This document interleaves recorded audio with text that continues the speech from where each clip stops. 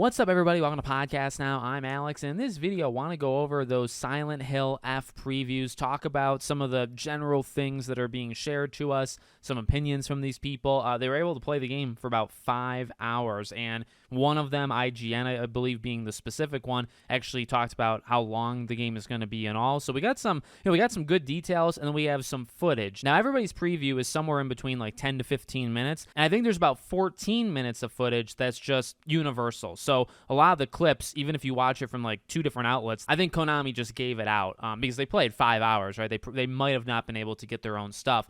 So I think Konami just gave them, hey, here's 15 minutes of footage to use as B-roll. So that's kind of what we're going to be watching as I talk about it. But let me just say, okay, I think this game looks freaking fantastic. I think the number one thing we probably should talk about and that everybody's talking about is the combat. I've already seen some people, Silent Hill community, horror community, make videos on the combat, and I saw many people being like severely disappointed. I'm not with you. I'm sorry. Now you can have your own, I mean, that's totally fine. Have your own opinion. I'll respect yours if you respect mine. It's okay. You know, the thing with me, all right, is that Silent Hill I just never think had all that good combat. Like, it's been serviceable, it's made sense in the universe, but let's not call it good. Okay, let's not pretend like Silent Hill's combat has been the most revolutionary thing ever. And maybe that's not what people are saying. Maybe people want it to be just like, you know, did you like how Silent Hill 2 remake was last year? See, I thought it was fine. I thought it was even good, and it was actually more in line with Silent Hill 2, the original game, than I thought it was going to be.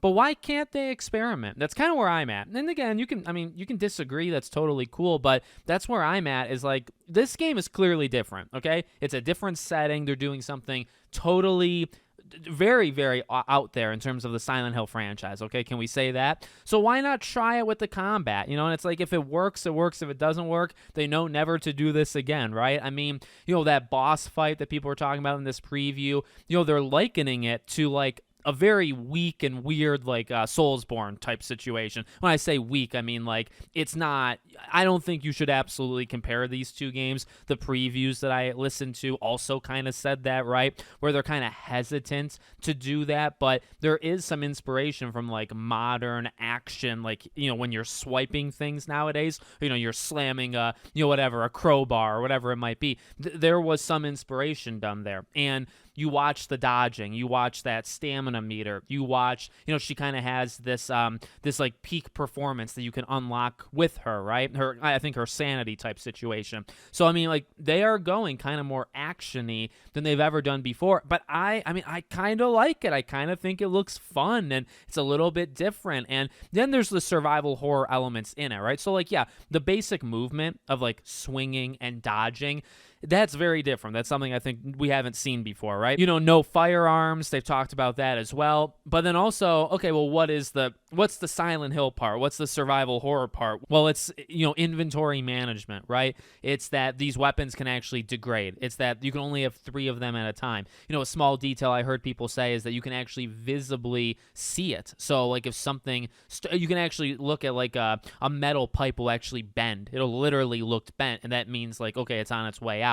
And you can repair it. There's repair kits in this game, but you don't have to. Like, you can just say, all right, I'm saying goodbye to this weapon. I'm going to find a new one. But, you know, because of that, there is this sense of, okay, I got to search everywhere. I got to always be ready to find that next weapon. There's things you're going to be picking up in the world, and some of them you can use strictly as health. Some of them you can use strictly to turn in for upgrades. And then some of them are ambiguous. You know, you pick it up. You can actually use it to heal out in the wild, or if you hold on to it long enough and you go to a shrine, you can actually use it to upgrade. So there's, you know, there's that strategy, right? There's why I think it's called Silent Hill, amongst many other reasons. But that's the gameplay side of it, right? Is that, you know, you're going to have to be careful what you're doing with these weapons, and, you know, there's times where you just run away. There's story moments that very much seems like that they force you to run away, but I think there's other moments where if there's a couple enemies in a row, you might actually want to run versus fighting them, right? So I don't know. It definitely got mixed responses. There's that one boss that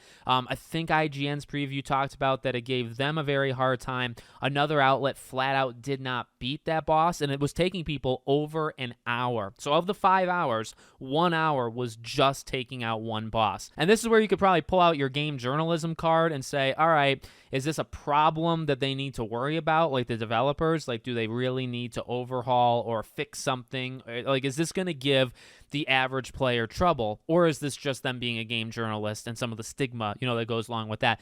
I take those jabs, I make those jokes, but to be fair, all right, that is something they're gonna have to figure out, because if that action is in such a way that people can't literally get by bosses, that is a legitimate problem. All right, so that's some stuff I want to talk about. Length, I think IGN talked about it being about 12, 13 hours, which, I'm kind of surprised they said that, and it's I think it's actually a pretty good length. I think that's shorter than 2 Remake. That's definitely shorter than what Chronos: The New Dawn, Bloober Team's new game. They talked about that length, and they said it's 16 hours. So, it's a little bit shorter. But, again, to be honest with you, a 12-hour Silent Hill game versus a 20-hour Silent Hill game. I've talked to people in the Silent Hill community and the horror community, the horror YouTubers, and they talked about Silent Hill 2. One of the weaknesses is it was kind of bloated. And I didn't honestly agree with this, but I've heard people talk about that it felt too long, it was too bloated and stuff, and so I would just default to, okay, 12-hour really good experience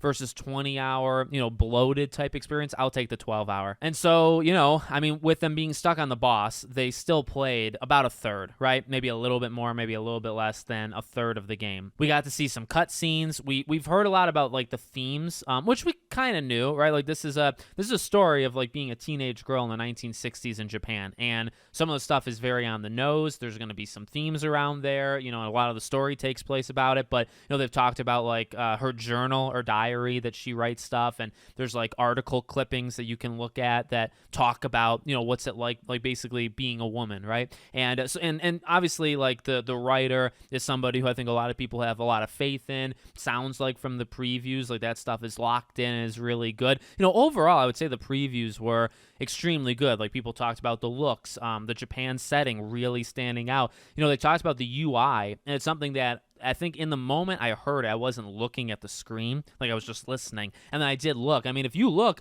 a lot of these moments, there's really not a lot on the screen. Like the UI, I think IGN or somebody, Games Radar, one of them said like, this can happen. Like you can just be walking around and there's nothing on the screen, so you're just fully taking in the environment, right, of where you are. And one last thing I want to talk about is the endings. This was kind of confusing to me, at least when I was listening to these previews. Maybe I am losing my hearing, so that could just be it. But so it turns out, first playthrough, you just have a defined ending. It's not like your ending is different than mine. That will happen. I'll get to that in a second. But the very first time any of us are playing through this game, we're going to get just the same ending, kind of a defined thing that they wanted us to get on the first playthrough. Now, they talk about that there is a New Game Plus. And the New Game Plus, to be honest with you, well, number one, half the games nowadays make you either pay for a New Game Plus or it's an update to the game after launch. So I'm thankful that they're even just including it day one.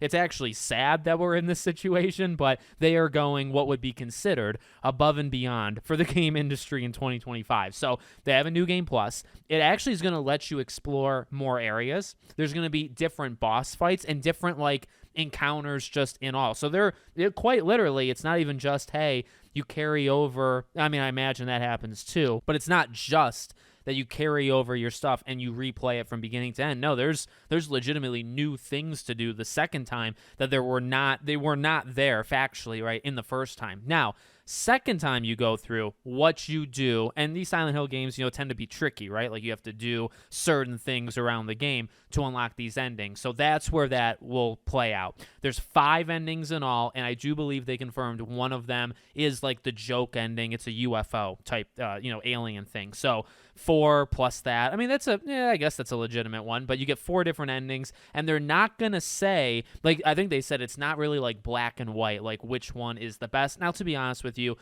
we as audience members, you can correct me if I'm wrong. I feel even when games don't really tell you, us as the audience can kind of figure out what's the good ending, what's the bad ending, and then anything in between, right? Maybe there's a worse ending, right, versus the bad ending. I feel like people generally figure that out, but there's 4, right? There's 4 of them, and then kind of a joke ending with the UFO. So I thought that was super cool just to get confirmed, and I kind of like it because honestly, it almost encourages you to, hey, go back in and play it again, because we're all going to get the same one. In order for us to see different endings, somebody's going to have to play it.